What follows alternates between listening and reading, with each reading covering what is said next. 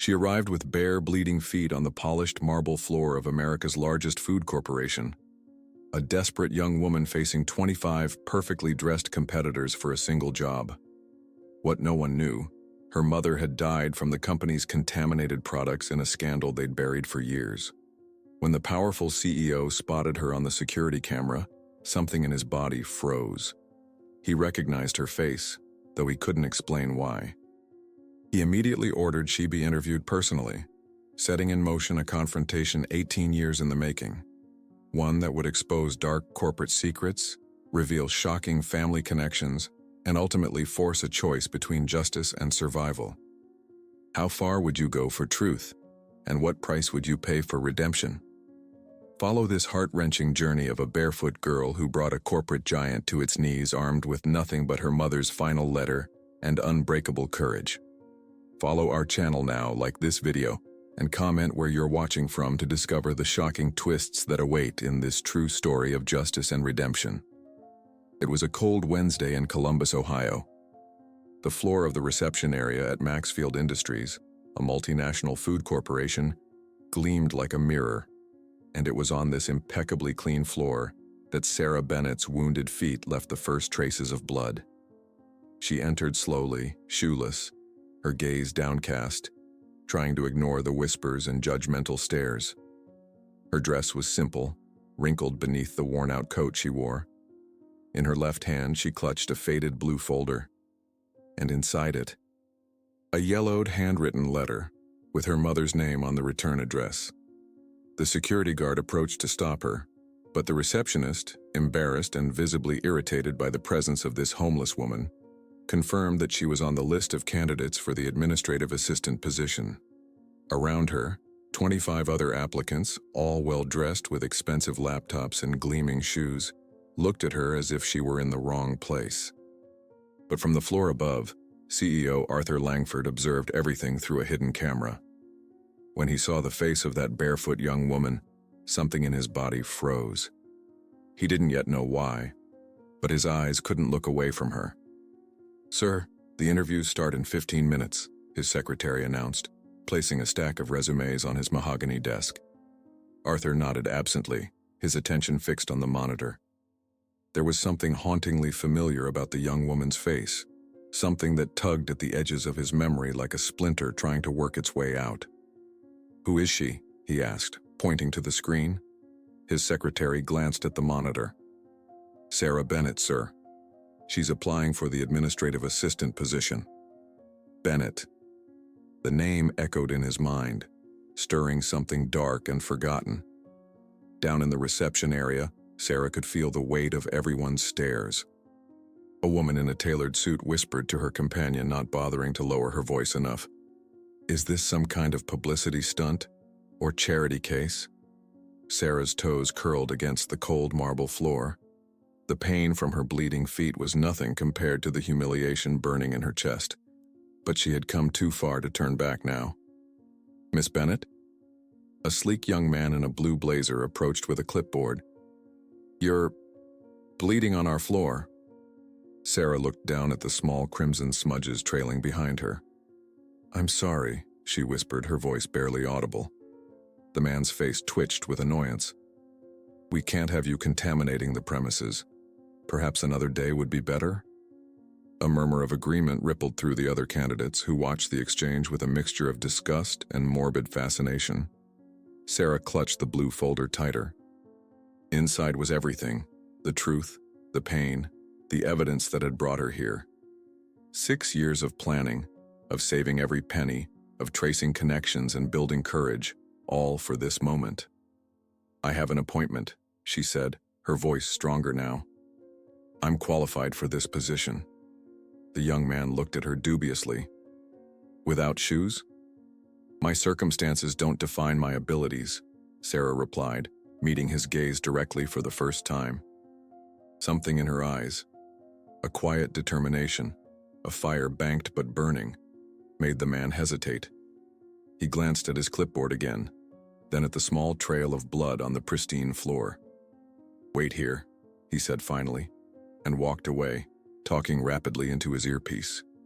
Sarah stood alone in the center of the reception area, vulnerable under the fluorescent lights. The other candidates had created a small circle of empty space around her, as if poverty might be contagious. A maintenance worker appeared with a mop, cleaning the blood spots with quick, efficient strokes. He didn't look at Sarah, but as he passed, he whispered something only she could hear. "They'll eat you alive, girl." In his office, Arthur Langford picked up Sarah's application, noting the impressive qualifications that seemed at odds with her appearance. Her academic record was spotless: scholarships, honors, recommendations. Nothing that explained why she would show up bleeding and barefoot to the most important interview of her life, or why looking at her made his heart race with a nameless dread. He pressed the intercom. "Michelle, I want to interview the Bennett girl personally." "Sir?" His secretary sounded surprised. "You never conduct first-round interviews." "Today I do," he said, his eyes still fixed on the monitor where Sarah stood, alone and bleeding, but somehow unbowed. "And Michelle?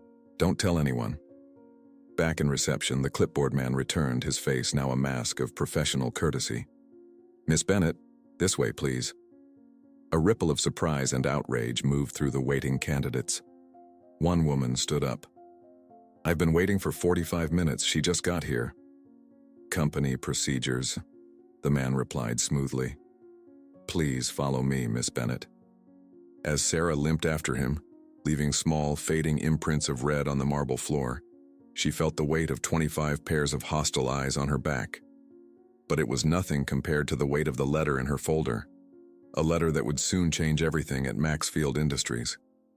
What she didn't notice was the small object that fell from her folder as she walked away, a faded photograph that slid under a decorative table in the corner. A photograph of a woman and a baby, standing in front of the original Maxfield factory. A woman whose smile was eerily similar to Arthur Langford's. Sarah settled into the last chair in the waiting room, her body rigid with tension. The plush leather seat felt alien against her worn cotton dress, a stark reminder of how out of place she was in this gleaming corporate fortress. Unlike the other candidates who busily exchanged resumes and practiced interview answers in hushed, confident tones, Sarah remained silent, clutching her blue folder as if it contained her very soul. In a way, it did. Inside that weathered folder lay the farewell letter her mother had written before dying from food poisoning, caused by expired Maxfield products years ago. A scandal that had been swiftly buried and filed away. The letter was creased from countless readings, its edges softened by tears and time. Sarah knew every word by heart, especially the enigmatic passage that had guided her through years of hardship. "Build your future wherever you want, even if it's on top of the ashes." The ashes of her childhood home, sold to pay for her mother's funeral. The ashes of her college dreams, abandoned to care for her younger brother. The ashes of her dignity, as she walked barefoot through Columbus in the bitter November cold, because she'd pawned her only decent shoes to buy antibiotics for her brother's recurring infection. "Excuse me," a voice cut through her thoughts. A perfectly manicured woman with a designer bag perched beside her was speaking. "I think you're in the wrong building. The shelter is 3 blocks east." Sarah met the woman's gaze without flinching. "I'm here for the interview, just like you." The woman's professionally whitened smile faltered. "Oh, I'm sorry, I just assumed—" "I know what you assumed," Sarah replied quietly, turning away to end the conversation. Across the room, a young man in an expensive suit discreetly aimed his phone at Sarah. The camera shutter sound was barely audible, but Sarah's shoulders tensed. She'd grown accustomed to being a spectacle. What she hadn't expected was to become social media fodder before she'd even stated her case. The man turned to his companion, showing him the screen. "The Maxfield is hiring homeless people now?" he whispered, loud enough for several nearby candidates to hear. His friend snickered as they both looked at the image. Then the first man began typing rapidly with his thumbs, sharing the photo to a group chat. Sarah's cheeks burned, but she kept her eyes fixed on her folder. She couldn't afford to lose her composure. Not now, not after everything it had taken to get here. The bloodstains on the marble floor had dried to small brown specks, much like the stains on her mother's kitchen floor the day Sarah found her. Meanwhile, in his office, CEO Arthur Langford was making a highly unusual request. I want her interviewed last, he instructed his HR director, Gerald Hoffman. And I want to conduct the interview personally. Hoffman's bushy eyebrows shot up. The barefoot woman? Sir, with all due respect, we have 25 qualified candidates down there. This position is crucial for the executive team and... Which is precisely why I'm taking a personal interest, Langford interrupted, his tone leaving no room for debate. There's something about her that I can't quite place. What he didn't say was how his hands had trembled when he'd seen her face on the security monitor. How the name Bennett had sent a cold finger of dread down his spine, awakening memories he'd spent millions to bury. Very well, sir, Hoffman replied stiffly. I'll inform the team. Back in the waiting room, a young intern approached Sarah with a clipboard. Miss Bennett, we'll be conducting interviews in order of application submission. Since you were the last to arrive, you'll be seen. She consulted her notes. At approximately 4:30 p.m. Sarah nodded, relief washing over her. She'd have time to gather her courage, to review her plan one last time. The weight of the letter in her folder seemed to grow heavier with each passing minute. A different intern appeared with a tray of water bottles, offering them to the waiting candidates. When she reached Sarah, she hesitated, then leaned down slightly. There's a first aid kit in the women's restroom, she whispered. For your feet.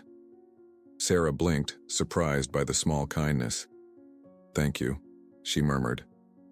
As the afternoon wore on, the waiting room gradually emptied as candidates were called one by one. Some returned looking confident, others deflated. None of them spoke to Sarah, though many cast curious or contemptuous glances her way as they gathered their belongings. The sun was beginning to set, casting long shadows through the floor-to-ceiling windows, when Sarah realized she was the only one left. The receptionist avoided eye contact, typing furiously at her computer as if Sarah were a ghost she couldn't acknowledge. Finally, at 4:45 p.m., a stern-looking man in a charcoal suit appeared. Miss Bennett, this way, please. Instead of leading her to the small interview rooms where the other candidates had gone, he guided her to an elevator requiring a key card. They rode in silence to the top floor, where the doors opened directly into a plush corridor lined with abstract art and potted palms. Mr. Langford will see you now, the man said, gesturing to a set of imposing double doors at the end of the hall. Sarah's heart hammered against her ribs. This wasn't part of her plan. She'd expected a standard interview with HR, not a private meeting with the CEO himself, the very man whose signature appeared on the settlement documents her mother had refused to sign. The office was vast, with windows overlooking the Columbus skyline. Arthur Langford stood with his back to her, silhouetted against the purple-orange sunset. When he turned, his face was unreadable, but his eyes were filled with something that looked almost like fear. Sarah Bennett, he said, the name falling from his lips like a confession. Please sit down. As she lowered herself into the chair across from his desk, leaving small smudges of dried blood on the carpet, neither of them noticed the notification lighting up Langford's computer screen. An email from legal with the subject line, Urgent, Bennett case file, possible security breach. In the attachment was a scanned page from Sarah's fallen notebook, the one that had slipped from her folder in the reception area, containing a detailed timeline of Maxfield's food poisoning cover-up, with Elena Bennett's name circled in red. Sarah's heart pounded as she entered the CEO's expansive office. The space was meticulously designed, understated luxury in every detail, from the hand-woven Persian rug to the carefully curated modern art pieces adorning the walls. Floor-to-ceiling windows offered a panoramic view of Columbus's skyline, now bathed in the golden-pink light of sunset. The cityscape seemed surreal from this height, so far removed from the gritty streets where Sarah had spent the past 6 years of her life. Arthur Langford stood behind his massive walnut desk, his silhouette sharp against the fading daylight.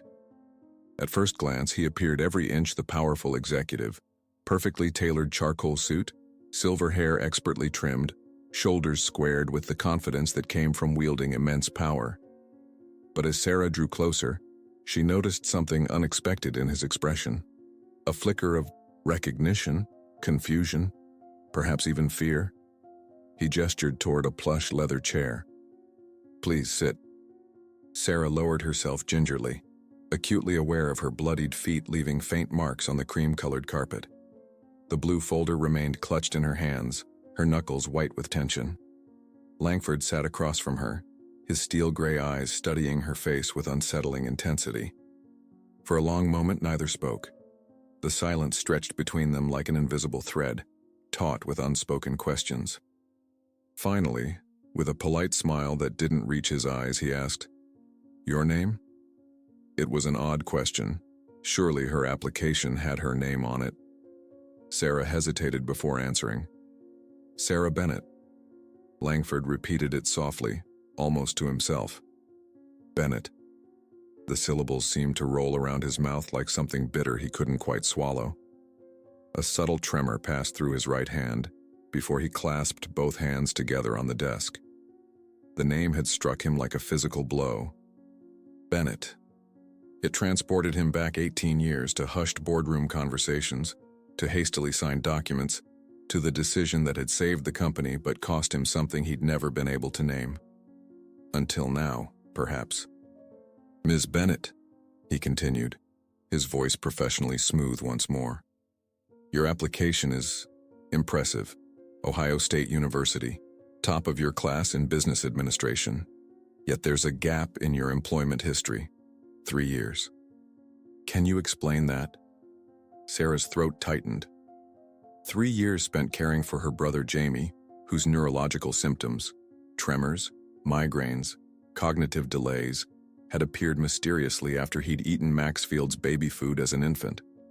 3 years of doctors who couldn't explain the cause, of social workers who'd threatened to remove him from her care because she couldn't afford proper treatment. "Family obligations," she answered simply. "No need to reveal everything. Not yet." Langford nodded, but his eyes narrowed slightly. "And your interest in Maxfield Industries, why us specifically?" The moment had arrived sooner than she'd expected. Sarah took a deep breath, steadying herself. "I believe in accountability," she said, choosing each word carefully.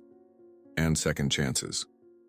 Something shifted in Langford's expression, a flicker of alarm quickly masked by professional interest. Admirable values, but rather abstract. "Could you elaborate?" Sarah met his gaze unflinchingly. "Companies make mistakes. What matters is how they respond to those mistakes. Whether they take responsibility or bury the evidence." The CEO's fingers twitched almost imperceptibly, but his face remained impassive. An interesting perspective for an administrative assistant candidate. "I found that ethics should apply at every level of an organization," Sarah replied, her voice steady despite the adrenaline coursing through her veins. Langford leaned back in his chair, studying her. "You seem remarkably composed for someone in your current circumstances." "Appearances can be deceiving, Mr. Langford." Sarah's gaze didn't waver. "Something I believe you understand quite well." The atmosphere in the room shifted, charged with unspoken accusations. Langford's professional veneer cracked slightly, revealing a glimpse of genuine discomfort beneath. He abruptly changed tactics. "Your technical skills are exemplary. Your references praise your attention to detail, your discretion. These are valuable traits in this position." His eyes flicked to her folder. "What's in there, if I might ask?" Sarah's fingers tightened around the blue folder. "Personal documents. Motivation." "I see." Langford stood suddenly, walking to the window. With his back to her, he asked, "And what motivates you, Ms. Bennett? Money? Advancement? Or something else entirely?" The question hung in the air, loaded with subtext. Sarah remained silent, calculating her next move. She hadn't expected to be face-to-face with Arthur Langford himself, the architect of the cover-up that had destroyed her family. Her original plan had been to gather evidence from inside the company, to build a case slowly and methodically. But now, "Justice," she finally answered, the word falling from her lips like a stone. "Justice motivates me." Langford turned, his face shadowed against the dying sunlight. "Justice," he repeated, the word sounding hollow in the vast office. "A noble pursuit," But justice for whom, I wonder? Before Sarah could respond, his intercom buzzed. Mr. Langford, legal is on line 1. They say it's urgent. A muscle twitched in his jaw. Tell them I'll call back. He returned to his desk, his movements now precise, controlled. Well, Ms. Bennett, I think I've seen enough. He extended his hand across the desk. Welcome to Maxfield Industries. The position is yours, should you want it. Sarah blinked, momentarily stunned. This was too easy. Too suspicious. Just like that? Just like that. His smile was tight, calculated. I trust my instincts, and they tell me you'd be valuable to our organization. As Sarah stood to shake his hand, she felt a wave of dizziness wash over her. Whether from hunger, stress, or the surreal turn of events, she couldn't tell. Her vision blurred momentarily, and she swayed slightly. Langford's hand shot out to steady her, gripping her arm. The unexpected contact sent a jolt through both of them. For the briefest moment, their eyes locked in mutual recognition of something neither could name. Thank you for the opportunity, Sarah said softly, withdrawing her arm from his grasp. I won't disappoint you. As she turned to leave, she noticed a framed photograph on his desk that she hadn't seen before. A younger Langford with a woman whose smile was hauntingly familiar. Sarah's heart skipped a beat, but she kept her expression neutral as she limped toward the door, leaving another faint trail of blood on the pristine carpet. Miss Bennett? Langford called after her.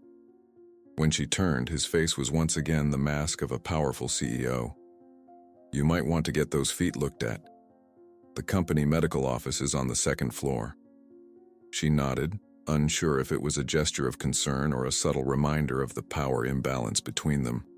As she closed the door behind her, she didn't see Langford collapse into his chair, his face ashen, reaching with trembling fingers for the phone.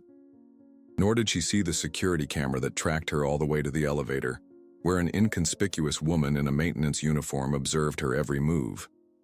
What she also didn't notice was the old notebook that had slipped from her folder in the reception area hours earlier, now in the hands of a curious intern who was about to make a discovery that would accelerate everything. The moment the door closed behind Sarah, Arthur Langford's composed facade crumbled. He slumped into his leather chair, loosened his silk tie with trembling fingers, and swiveled to face the darkening Columbus skyline. Rain had begun to fall, tiny droplets racing down the glass like tears, distorting the city lights into wavering stars. Bennett, he whispered to the empty room, the name like acid on his tongue. His intercom buzzed again, more insistent this time. Mr. Langford, legal is still holding. They say it's about a potential security breach. He pressed the button. Tell them I'll be there in 15 minutes. His voice sounded foreign to his own ears, hollow, strained. With a heavy sigh, he unlocked the bottom drawer of his desk and extracted a small silver key. This key opened a hidden wall safe behind the abstract painting to his left, a safe that even his executive assistant didn't know existed. Inside lay the company's darkest secrets, meticulously preserved in case they ever needed to be destroyed. The safe contained just one slim folder, labeled simply 2006. His fingers hovered over it momentarily before he pulled it out, the weight of it in his hands far heavier than its physical mass would suggest. He hadn't opened this file in years, had done everything in his power to forget it existed. Inside were photocopies of internal memos, lab reports, and most damning of all, a list of victims. 17 names in total. Families who had lost children, parents, grandparents to what the company had officially called an unfortunate but unrelated series of foodborne illnesses. What it actually was, a batch of baby food contaminated with high levels of cadmium and lead due to cost-cutting measures at their primary processing plant. A decision made 3 levels below him, but one he had helped conceal when discovery threatened to sink the company.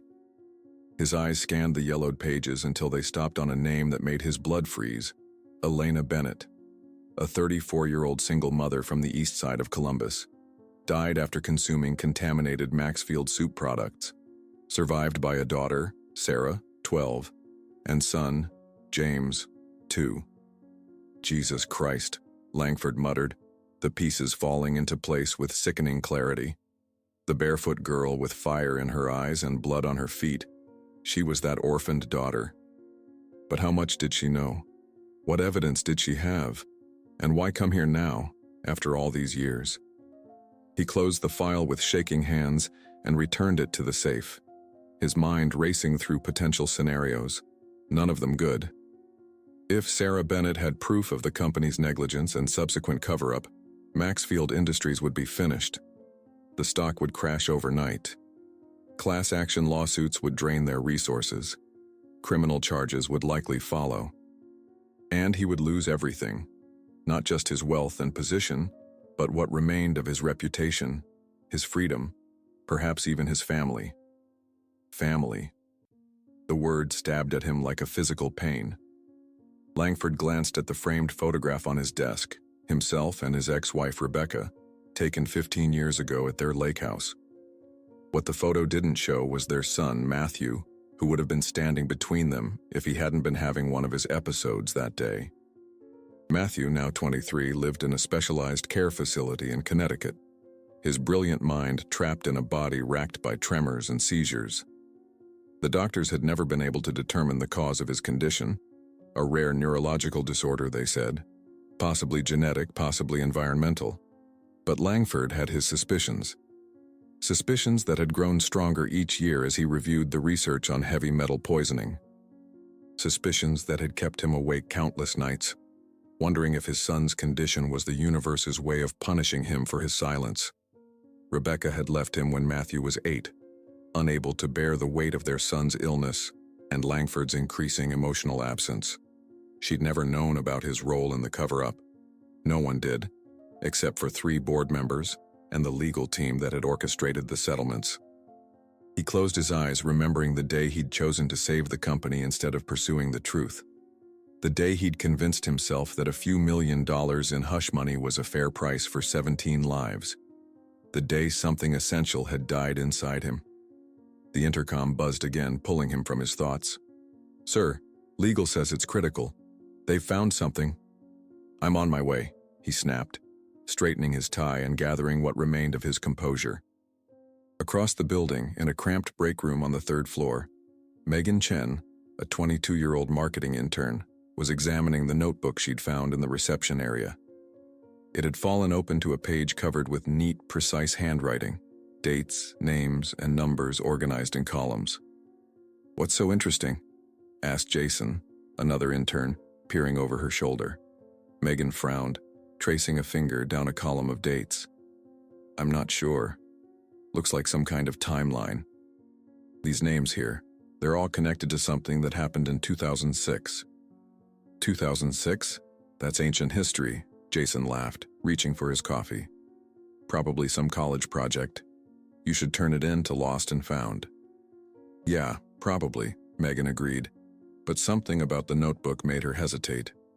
One name in particular kept appearing throughout the notes, Elena Bennett, and beside it, circled multiple times, Maxfield cover-up. Her curiosity piqued. Megan flipped to the next page and found what appeared to be a poem, written in the same meticulous handwriting. "If one day I return to the source of what destroyed me, it will be to rebuild what remains." Below the poem was a small sketch, a pair of bare feet standing amid flames with delicate flowers growing between the toes. Something about the image sent a chill down Megan's spine. She continued turning pages, finding more notes, newspaper clippings, and what looked like excerpts from legal documents. Then she stopped at a page containing a hand-drawn graph. The x-axis was labeled months after consumption, and the y-axis symptom severity. Lines tracked multiple cases, all showing the same pattern: gradual onset of symptoms, followed by rapid deterioration. At the bottom of the page, written in bold letters, "Proof: neural damage from Maxfield product 5571B, baby food, apple carrot blend." Megan's hands began to tremble. This wasn't a college project. This was something much more serious, potentially explosive for the company she'd fought so hard to intern with. "I should take this to HR," she murmured. "What?" Jason asked, only half listening as he scrolled through his phone. Megan closed the notebook, Nothing. I just remembered. I need to drop something off. She tucked the notebook into her messenger bag and headed toward the elevator, unaware that her decision would accelerate events already set in motion. Events that would soon expose the carefully constructed lies at the foundation of Maxfield Industries. Meanwhile, in the legal department, Arthur Langford stared at the photocopied page from Sarah Bennett's notebook displayed on the conference room screen, his face a mask of controlled panic as the head counsel explained the implications. If she has evidence linking us directly to her mother's death and the subsequent cover-up, the lawyer was saying, we're looking at potential criminal charges, sir, not just civil liability. Langford barely heard him. His eyes were fixed on the small photograph clipped to the corner of the page, a faded picture of a woman holding 2 children. The same photograph that had been in his company file for 18 years. The photograph he'd ordered destroyed along with all other evidence. The photograph he'd taken himself on the day Elena Bennett had come to his office, desperate for someone to listen. 2 days later, Sarah stood in the polished marble lobby of Maxfield Industries once again. This time she wore simple but clean flats, purchased with the advance she'd received upon accepting the position, and a modest navy dress she'd found at a second-hand store. Her hair was pulled back in a neat bun, and her face, though still thin from years of sacrificing her own meals for her brothers, had a determined glow. The receptionist, who had barely acknowledged her existence during her first visit, now greeted her with a practiced corporate smile. "Good morning, Ms. Bennett. Mr. Hoffman from HR will be down shortly to get you situated." Sarah nodded, her gaze drifting to the spot where she had stood barefoot and bleeding just 48 hours earlier. The marble floor gleamed immaculately now, no trace remaining of her blood or her desperation. How easily corporate America erased inconvenient truths, she thought. She clutched a new folder, black this time, professional-looking, containing her employment paperwork. But hidden within those mundane documents was her mother's letter, the yellowed paper now carefully laminated to preserve its fragile edges. Sarah had memorized every word, but she kept the physical letter close as both talisman and evidence. As she waited, she observed the morning rush of employees streaming through the revolving doors. Men and women in tailored suits and polished shoes, carrying designer briefcases and paper coffee cups, their faces masks of purposeful indifference. Once she had dreamed of being one of them. Now she saw only cogs in a machine built on silence and complicity. Sarah Bennett? She turned to find a severe-looking woman in a charcoal pantsuit. "I'm Diane Mercer, Deputy General Counsel." The woman's handshake was firm, almost crushing. "Before you meet with HR, we'd like to discuss a few procedural matters. Would you follow me, please?" Sarah's pulse quickened. This deviation from the standard onboarding process confirmed her suspicions. They knew something. But how much? Had they discovered her connection to the 2006 incident? Had they found her notebook? She followed Diane into an elevator, where the woman produced a keycard and pressed the button for the 3rd floor, legal department. Neither spoke during the ascent, the silence heavy with unspoken tensions. The legal offices were a stark contrast to Langford's luxurious domain, utilitarian, with fluorescent lighting and beige walls lined with law books and filing cabinets. Diane led her to a small conference room where 2 men in identical dark suits waited. One was bald with wire-rimmed glasses, the other, younger with a close-cropped beard, had the hungry look of an ambitious associate. "Ms. Bennett, this is Howard Stein, our general counsel, and James Porter, senior associate." Diane gestured for Sarah to sit, then closed the door with a soft click that somehow sounded final. Howard smiled thinly. "Thank you for coming in today, Ms. Bennett. We're delighted to have you join the Maxfield family." The word family twisted in Sarah's gut like a knife. Her real family had been destroyed by the company these people served. "Before you begin your duties," Howard continued, sliding a document across the table, "we have a few additional agreements for you to sign. Standard procedure for all executive support staff." Sarah glanced at the papers, her heart thumping against her ribs.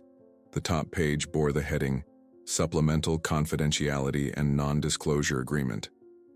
I've already signed the standard NDA in my employment package, she said carefully. James leaned forward. This one is more comprehensive, given the sensitive nature of the information you may be exposed to in your role. Sarah began to read, her law school training, interrupted when her mother died but continued through night classes and online courses, allowing her to quickly identify the concerning clauses. This wasn't standard at all. It was a gag order, specifically designed to prevent disclosure of any information related to historical product liability matters or settled consumer claims preceding 2010, the 2006 contamination case. They were trying to silence her before she even started. Is this really necessary for an administrative assistant position, she asked, keeping her voice neutral. Diane's smile didn't reach her eyes. Mr. Langford insists on discretion from those who work closely with the executive team. Surely that's not a problem.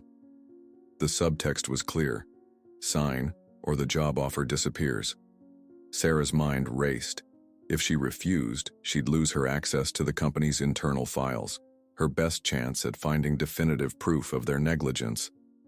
But if she signed, any evidence she uncovered might be legally inadmissible. I'll need to review this more carefully, she said, buying time. Howard's pleasant expression hardened slightly. Of course. Take a moment. We'll wait. The tension in the room thickened as Sarah pretended to read through the document again. Through the glass wall of the conference room, she could see employees moving about the legal department, unaware of the quiet battle of wills taking place just feet away. Suddenly, a conversation between two executives passing in the hallway caught her attention. They had stopped just outside the conference room, their voices audible through the thin glass. If she opens her mouth about that 2006 case, the company will collapse, said the older man, his silver hair gleaming under the fluorescent lights. Langford's taking a huge risk bringing her in, replied his companion. But I guess it's better to keep potential threats close. Sarah kept her eyes on the document, giving no indication that she'd overheard, but her heart was racing. They knew exactly who she was, and Langford had hired her anyway, to monitor her, to control her. She looked up at the three lawyers watching her expectantly and made her decision. With a steady hand, she signed the agreement. Excellent, Howard said, visibly relieved as he gathered the papers. Now, if you'll follow Diane, she'll escort you to HR for the remainder of your onboarding. As they stood to leave, Sarah deliberately dropped her folder, scattering papers across the floor. I'm so sorry, she murmured, kneeling to gather them.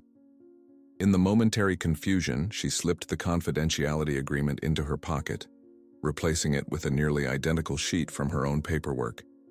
It was a risky move, but one that might give her legal protection later. Diane led her back to the elevator in silence. Just before the doors closed, Sarah glimpsed a familiar face in the legal department, the young intern she'd seen in the lobby during her interview. The girl was carrying a notebook that made Sarah's blood run cold. Her notebook. The elevator descended to the second floor, where the Human Resources Department awaited with its own battery of forms and procedures. Sarah moved through them mechanically, her mind focused on the challenge ahead. She had lost a key piece of evidence but gained confirmation of her suspicions. Now she needed to move carefully, strategically. After 2 hours of orientation videos and policy reviews, Sarah was finally escorted to her new workspace, a small but well-appointed desk outside Arthur Langford's office. The CEO himself was apparently in meetings all day, which gave her time to settle in and assess her surroundings. As she arranged her meager personal items on the desk, Langford's executive assistant, Michelle, provided a brief overview of her duties. Mr. Langford is very particular about his schedule and his privacy, the older woman explained, her tone suggesting there was more she wasn't saying. He'll want to meet with you this afternoon to review his expectations personally. Sarah nodded, maintaining her facade of eager professionalism.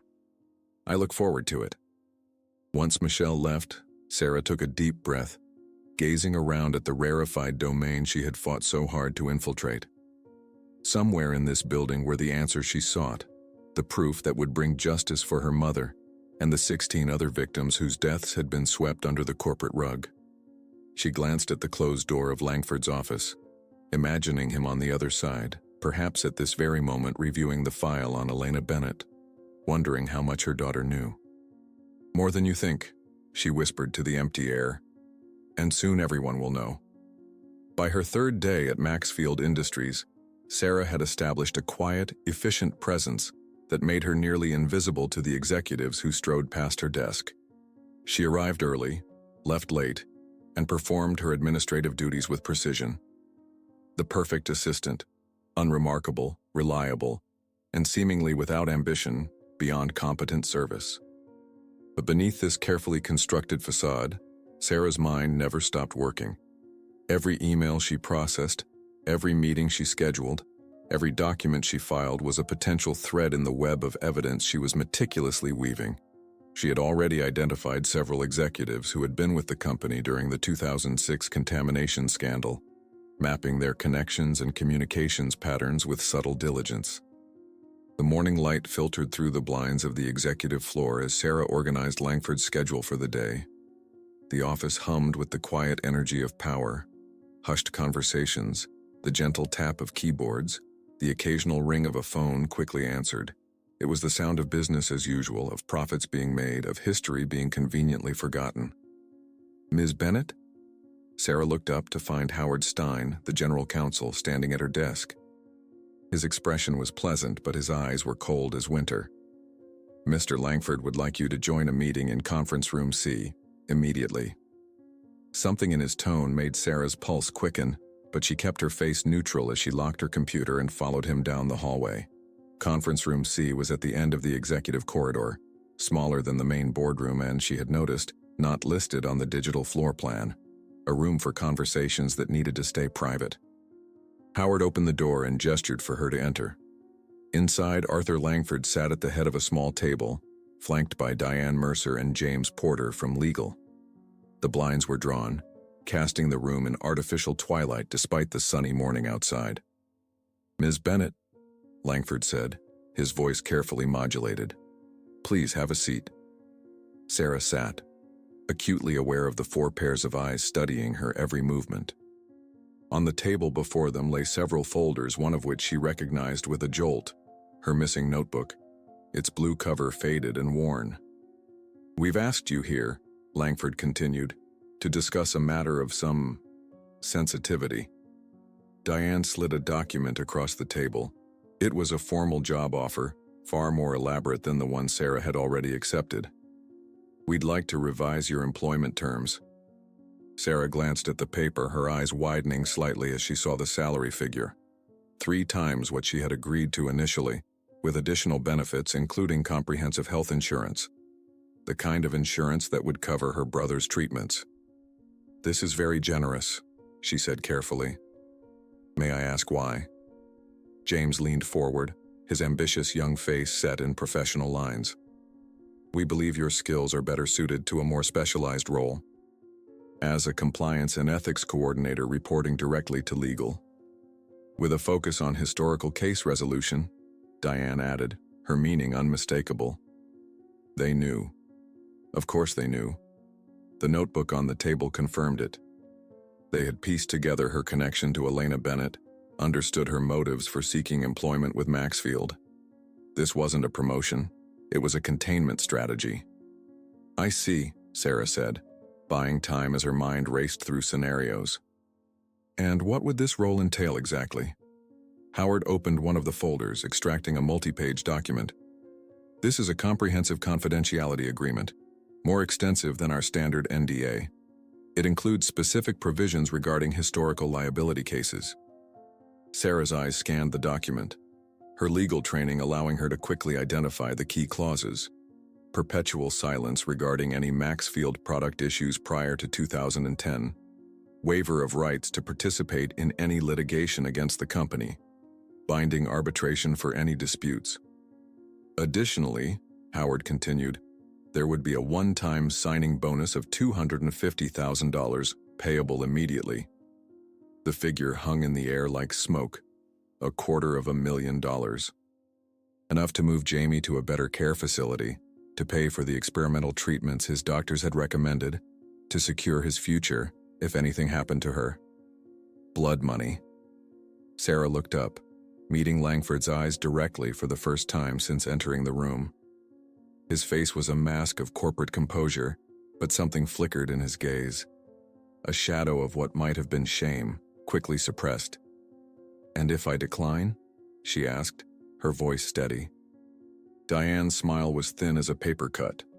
"Then we'd be forced to reevaluate your position with the company, given certain conflicts of interest that have come to light." The threat was clear: take the deal, or lose everything. The job, the access, the chance for justice. Sarah looked down at the notebook on the table, the record of her 6-year quest for truth, the evidence she had painstakingly gathered about her mother's death and the company's culpability. Her fingers itched to snatch it back, but she kept her hand still in her lap. "I'd like some time to consider the offer," she said. "Of course," Langford replied smoothly. "Take the rest of the day. We'll expect your answer by tomorrow morning." As she stood to leave, Howard added, "We'll hold on to these materials for safekeeping," gesturing to the notebook and the other folders on the table. Sarah nodded, her face betraying nothing of the turmoil within. As she reached the door, Langford's voice stopped her. "Ms. Bennett, we truly do want what's best for everyone involved." She turned, meeting his gaze one final time. "So do I, Mr. Langford. So do I." The walk back to her desk felt endless, each step heavy with the weight of the decision before her. The money would change Jamie's life, give him the care he deserved, the treatments that might improve his condition. But it would come at the cost of truth, of justice for their mother and the other victims. What would Elena have wanted? Sarah closed her eyes, remembering her mother's face, not the gaunt, yellowed visage from her final days, poisoned by Max Field's contaminated products, but the vibrant, determined woman who had taught her that principles mattered more than comfort. "Build your future wherever you want, even if it's on top of the ashes," her mother had written. But what kind of future could be built on the ashes of justice abandoned? The rest of the day passed in a haze of routine tasks performed on autopilot, while her mind wrestled with impossible choices. By evening, most of the executive floor had emptied, leaving Sarah alone with her thoughts in the gathering darkness. She should go home, back to the tiny apartment where Mrs. Winters, their elderly neighbor, would be watching Jamie. But something kept her rooted to her chair, staring at Langford's closed office door. On impulse, she moved to his office and tried the handle. Locked, of course, but Sarah had been paying attention during her orientation, had watched carefully as Michelle entered the master access code into the electronic keypad beside executive doors. Her fingers hovered over the keypad for a moment, the ethical boundary clear before her. Then she thought of her mother's wasted body, of Jamie's trembling hands, of 16 other families who never received answers, and she punched in the code, 11-17-06. November 17, 2006, the date Max Field had finalized their settlement agreements with the victims' families. The lock clicked open. Heart pounding, Sarah slipped inside the darkened office and closed the door behind her. The city lights glimmered through the floor-to-ceiling windows, casting long shadows across the luxurious space. She moved to Langford's desk, her footsteps silent on the plush carpet. The computer would be useless, password protected and likely monitored by IT. Instead, she turned her attention to the desk drawers. The top ones opened easily, revealing nothing but standard office supplies and company documents. The bottom drawer, however, was locked. Sarah knelt beside it, removing a hairpin from her bun. A simple lock, more symbolic than secure. Within seconds, she had it open, revealing a small silver key nestled in an otherwise empty drawer. She held it up in the dim light, wondering what it might unlock. Her gaze swept the office, settling finally on the abstract painting on the wall to the left of the desk, slightly askew, as if it had been recently moved. Moving closer, she ran her fingers along the frame, feeling a slight indentation. The key fit perfectly. Behind the painting was a wall safe, small, discreet, and now unlocked. Sarah's hands trembled slightly as she opened it, revealing a single folder labeled simply 2006. She removed it and placed it on Langford's desk, opening it with reverent care. Inside were the answers she had sought for 6 years. Internal memos acknowledging the contamination, lab reports confirming dangerous levels of heavy metals, and most damning of all, documentation of the systematic cover-up orchestrated by Maxfield's executives. With shaking hands, Sarah removed her phone from her pocket and began photographing each page, her breath shallow in the silent office. When she finished, she carefully returned the folder to the safe, locked it, and replaced the painting. As she turned to leave, her gaze fell on Langford's desk, where a notepad lay beside his computer. Impulsively, she took a pen and wrote a brief message. "Some choices define us forever." Then she placed her mother's letter, the one she had carried in her folder since the first interview, on top of the notepad and slipped out of the office, closing the door softly behind her. Dawn broke over Columbus with a crimson intensity that seemed to set the city ablaze. Sarah stood outside the Maxfield Industries headquarters, the same bare feet that had once bled on their marble floors now planted firmly on the concrete plaza before the building's imposing glass facade. But this time she wasn't alone. Flanking her were 3 people, a silver-haired woman with sharp eyes and a CNN press badge, a solemn man in his 50s holding a worn photograph of a smiling teenage boy, and a young lawyer whose determined expression mirrored Sarah's own. Behind them, a news van was parked at the curb, its satellite dish already extending toward the brightening sky. Inside the building's lobby, security guards watched with growing concern as additional news crews began to arrive. One guard reached for his radio, his voice urgent as he reported the gathering crowd to his superiors. On the executive floor, Arthur Langford stood at his window, gazing down at the scene unfolding below. He had arrived unusually early, driven by a restlessness that had plagued him since finding Elena Bennett's letter on his desk the previous evening. The yellowed paper had felt like a physical weight in his hands as he read the words of a woman whose life his decisions had helped destroy. "If my daughter ever steps foot there, don't turn her away as you did me. Let her rebuild her own path." The letter had shaken him more deeply than he cared to admit, stirring memories long suppressed and questions long avoided. He had spent the night in his office reading and rereading Elena's words, then reviewing the evidence file from his safe, the documentation of corporate malfeasance that had haunted him for 18 years. His reverie was interrupted by the insistent buzz of his intercom. "Mr. Langford?" His assistant's voice was tense. "There's a situation developing in the plaza.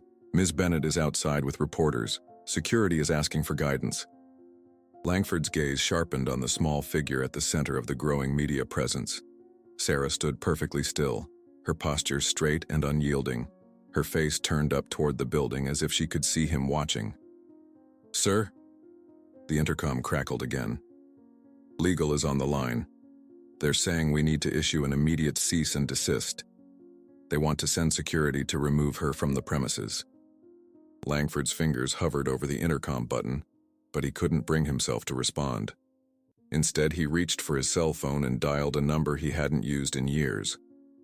"Rebecca," he said when his ex-wife answered. "I need to tell you something about Matthew's condition, something I should have told you years ago." Down in the plaza, the CNN reporter adjusted her blazer and nodded to her cameraman. The red light blinked on, signaling they were live. "I'm standing outside Maxfield Industries headquarters with Sarah Bennett, whose mother, Elena, was one of 17 victims of what has now been revealed as a massive corporate cover-up dating back to 2006, the reporter began, her voice carrying across the morning air.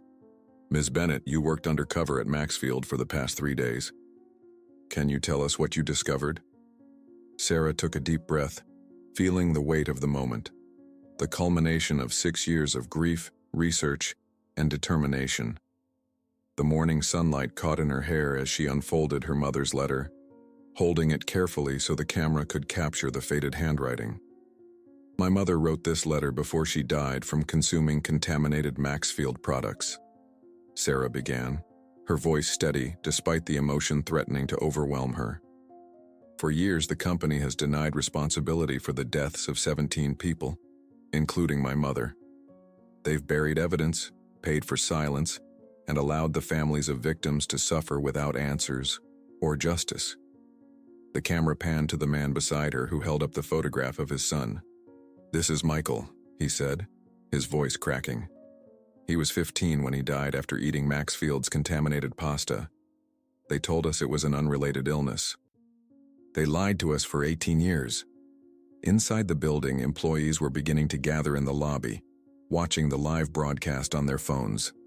Whispers spread through the crowd as more details emerged, specifics about the contamination, the systematic cover-up, the years of silence from executives who knew the truth.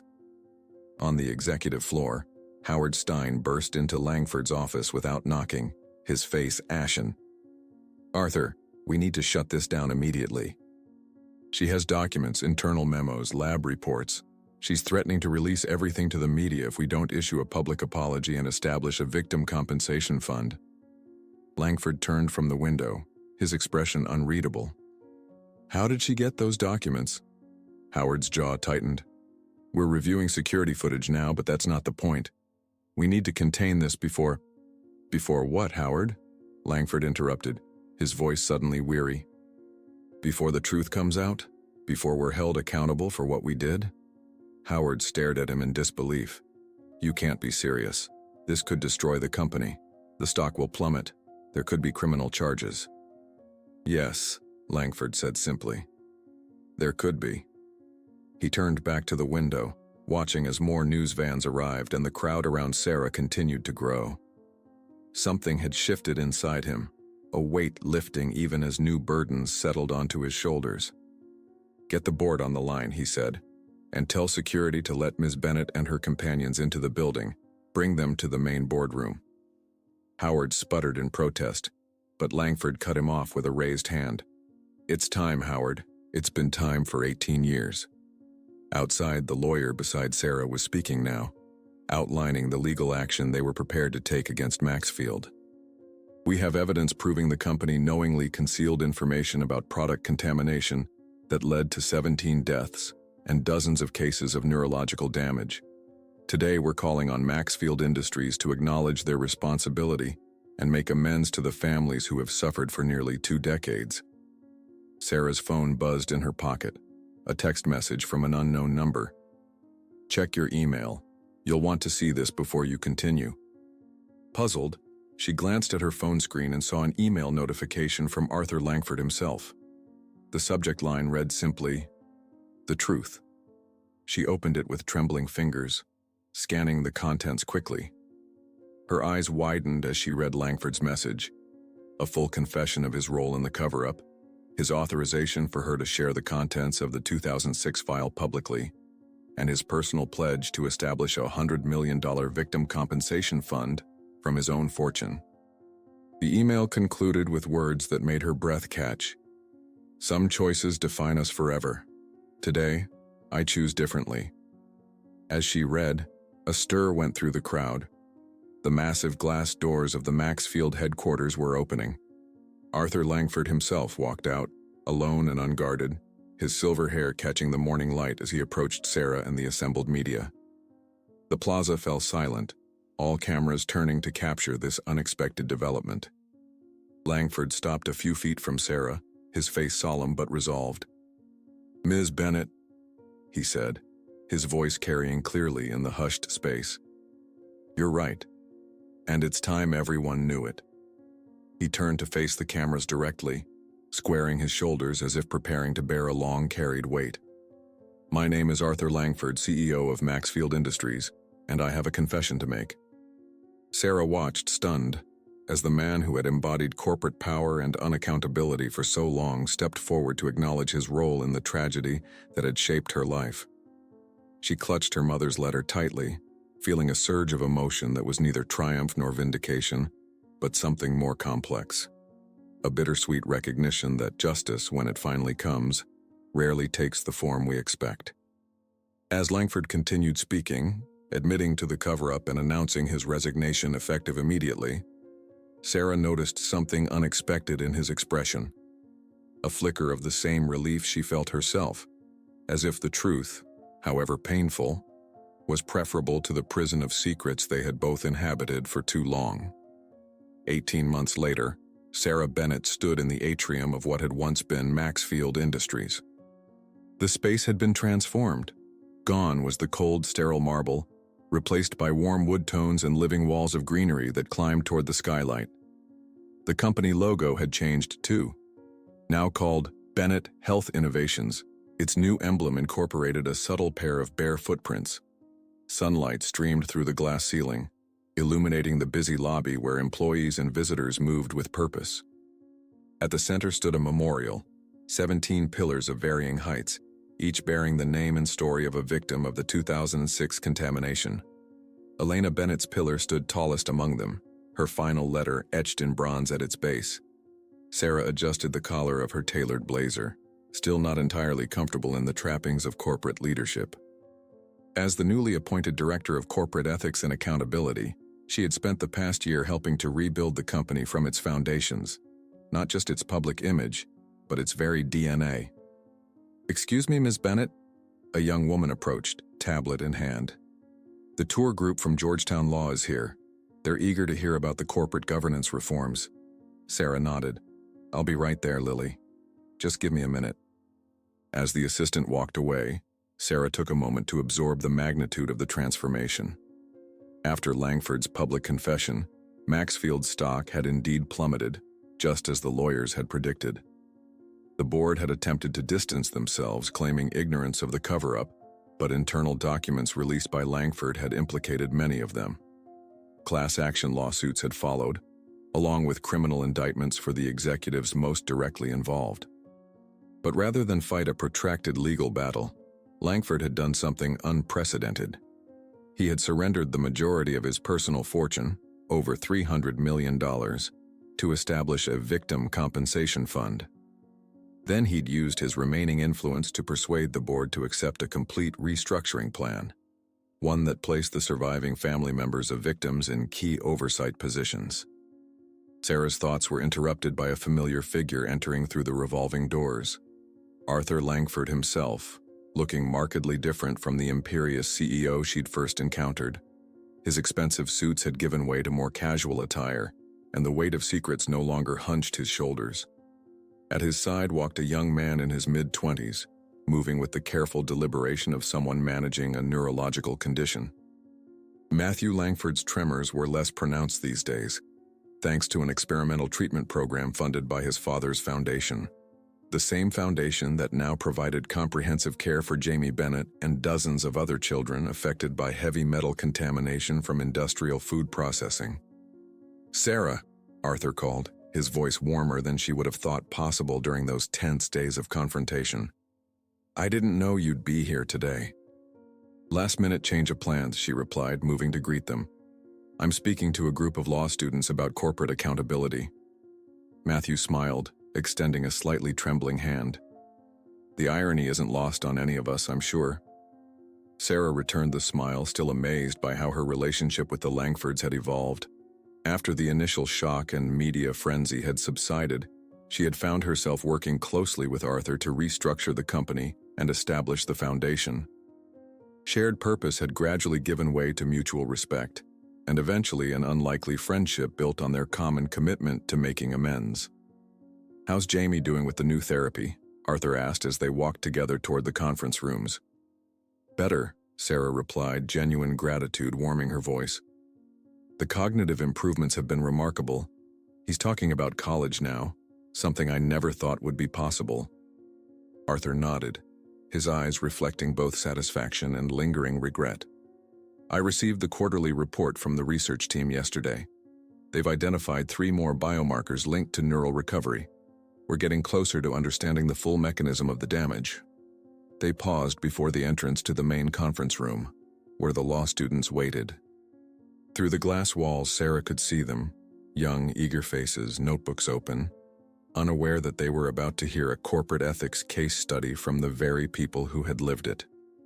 "You know," Arthur said quietly, "not a day goes by that I don't think about the choices I made 18 years ago. How different things might have been if I'd had the courage then that you showed when you walked in here without shoes." Sarah touched the small locket she wore around her neck. Inside was a tiny photograph of her mother. "We can't change the past, but we can make sure it shapes a better future." Arthur's eyes crinkled with emotion. "Your mother would be proud of you, Sarah." not just for exposing the truth, but for what you've built from it. Before she could respond, the door opened and Lily appeared again. They're ready for you both. Inside, Sarah took her place at the podium, surveying the room of attentive students. On the wall behind her hung a large photograph of the original Maxfield factory, and beside it, a framed pair of white shoes with a small plaque that read, "To remember that not every path begins with comfort, but every path should lead to dignity." "Good morning," she began, her voice clear and confident. "My name is Sarah Bennett, and I'm here to tell you a story about corporate accountability, personal courage, and the long journey from tragedy to transformation." As she spoke, weaving the narrative of loss, determination, and eventual justice, Sarah noticed a young woman in the back row. She sat slightly apart from the others, her expression intense, her notepad filled with careful observations. There was something in her posture, a quiet determination, a hint of personal mission, that reminded Sarah powerfully of herself 3 years earlier. After the presentation, as the students filed out, the young woman approached hesitantly. "Ms. Bennett, I just wanted to say..." She paused, seeming to gather her courage. "My grandmother worked at the Westbrook chemical plant before it was shut down for safety violations. She died of cancer last year, but the company never acknowledged any connection. Your story gives me hope that someday they might be held accountable too." Sarah studied the young woman's face, recognizing the same fire that had driven her own quest for justice. "What's your name?" "Maya Rodriguez." Sarah reached into her pocket and withdrew a business card. "Call my office next week, Maya. I think we should talk." As the young woman walked away, clutching the card like a talisman, Sarah felt a circle completing itself, the torch of accountability being passed to a new generation. Outside the conference room, she found a small commotion gathering near the reception desk. A nervous-looking young woman stood there, shifting from foot to foot, and Sarah realized with a start that the woman was barefoot, her toes curling anxiously against the polished wood floor. "I'm here for the administrative assistant interview," the woman was explaining to the receptionist, her voice quavering slightly. "I know I don't look very professional, but someone stole my shoes on the bus and I couldn't afford to buy new ones, and this interview is so important I just couldn't miss it."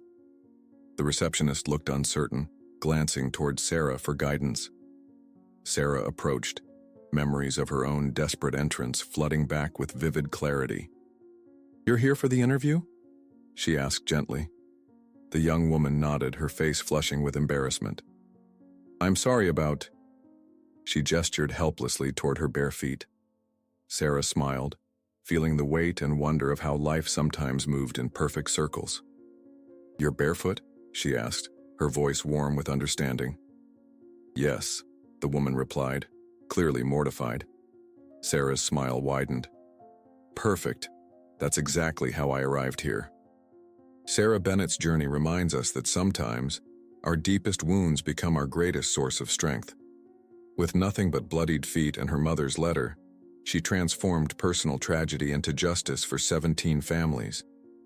What would you have done in her position? Would you have accepted the $250,000 settlement to secure your brother's future, or would you have risked everything for the truth? The hardest paths often lead to the most meaningful destinations. In a world where power and money typically shield the guilty, Sarah's courage shows us that one person's unwavering commitment to truth can topple even the most fortified walls of corporate deception. Arthur Langford's transformation proves that redemption is possible for anyone willing to face their darkest choices. Perhaps the most profound lesson is that healing begins when we stop burying our pain and instead use it to build something better, not just for ourselves, but for everyone affected by injustice. If this story touched your heart, remember that in your own life, the path to dignity doesn't always begin with comfort. Your struggles today may become your strength tomorrow. Thank you for joining us on this emotional journey. Please follow our channel for more powerful true stories of courage and transformation. Like this video if it moved you, and share it with someone who needs to be reminded that justice, though sometimes delayed, can still arrive. Barefoot and unstoppable.